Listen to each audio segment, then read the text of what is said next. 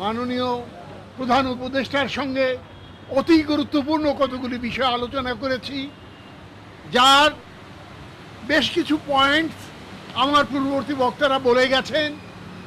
আমি আনন্দের সাথে ঘোষণা করতে চাই একটি বিষয় মাত্র, সেটা হচ্ছে এই মাননীয় প্রধান উপদেষ্টা ক্যাটেগরিক্যালি, আমি শব্দটা রিপিট করতে চাই, ক্যাটেগরিক্যালি উনি বলেছেন আগামী ৪-৫ দিনের মধ্যে নির্বাচনের একটা সুনির্দিষ্ট সময় সীমা তারিখ উনি ঘোষণা করবেন। এর চাইতে আনন্দের বার্তা আর কিছু হতে পারে না।